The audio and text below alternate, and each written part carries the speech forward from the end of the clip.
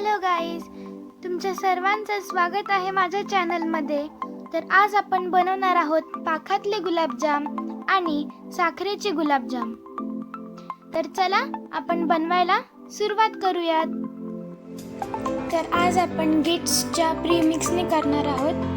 मी इथे 500 ग्रॅम्सचं पॅकेट घेतलेलं आहे आणि ते मी 1 कप म्हणजेच 100 ग्रॅम्स एवढं काढून घेणार आहे. कपमध्ये काढून घेते.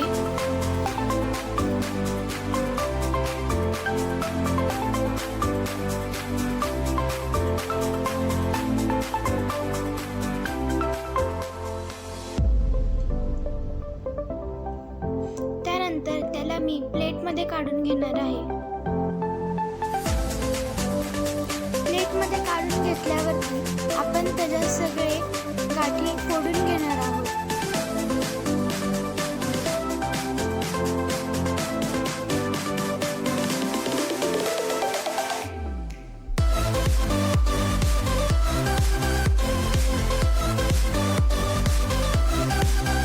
सगळ्या गाठी फोडून झाल्यावरती इथे मी दूध आणि पाण्याचं मिश्रण घेतलेलं आहे.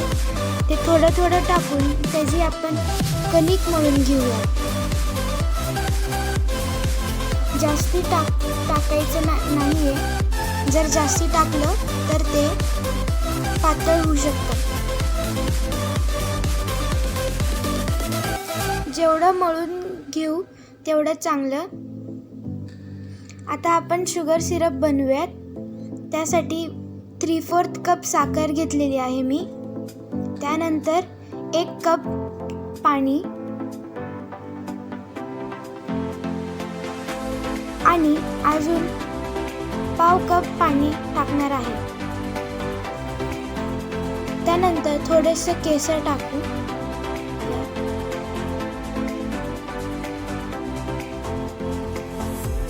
त्यानंतर थोडीशी वेलचीची पूड.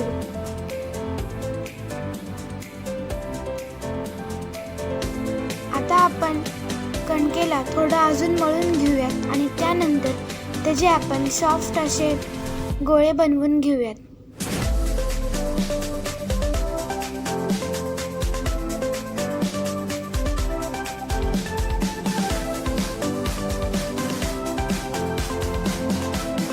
गोळ्यांना क्रॅक जाऊ नये त्यासाठी जे दूध आणि पाण्याचं मिश्रण होतं ते थोडं हाताला लावून घेऊयात आणि त्यानंतर गोळे वळून घेऊयात, जेणेकरून गोळ्यांना क्रॅक पडणार नाहीत. सर्व गोळे बनवून झालेले आहेत. त्यानंतर आपण त्याला दूध आणि पाण्याचं मिश्रण थोडंसं ब्रश करणार आहोत. म्हणजेच जोपर्यंत तेल गरम होते तोपर्यंत ते ड्राय होणार नाही.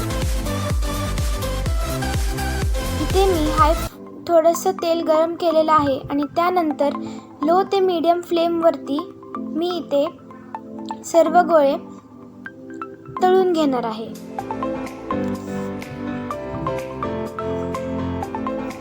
हळूहळू त्याला पलटत आपल्याला तळून घ्यायचे आहेत, जेणेकरून ते आतमधनं पण शिजून होतील. आता आपण साखरेचे गुलाबजाम बनवूयात. त्यासाठी कणिकला आपण क्युबॉइड किंवा ओव्हल अशा शेपमध्ये वळून घेणार आहोत.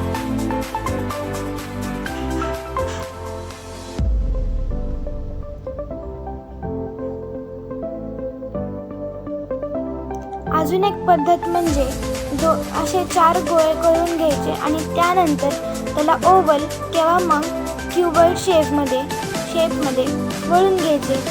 आपलं शुगर सिरप तयार होत आहे तोपर्यंत आपण साखरेचे गुलाबजाम जे आहेत त्यांना आपण तळून घेऊयात.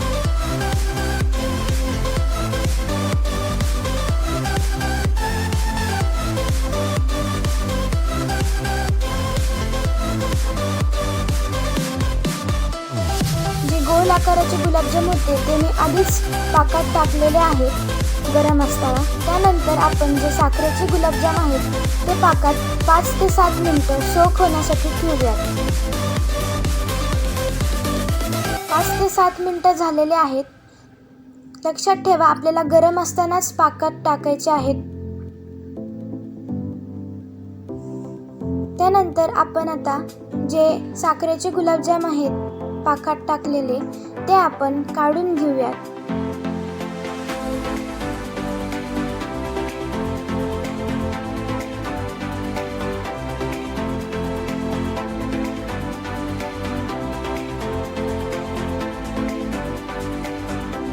त्यानंतर मी एका प्लेटमध्ये साखर पसरून घेतलेली आहे. आता जे गुलाबजाम आहेत ते आपण त्या साखरेच्या प्लेटमध्ये ठेवून पूर्णपैकी साखर त्याला कोट करून घेणार आहोत.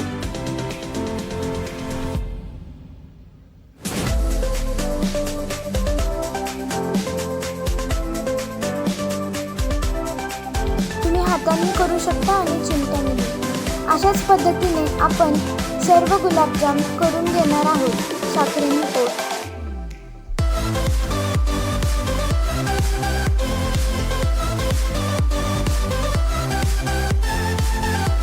तर आता जे आपले पाकातले गुलाबजाम आहेत ते 1 ते 1.5 तासानंतर छानपैकी सोक झालेले आहेत. ते आपण आता प्लेटिंग करून घेऊयात. तर आपले दोन्ही गुलाबजाम तयार झालेले आहेत, साखरेतले गुलाबजाम आणि पाकातले गुलाबजाम.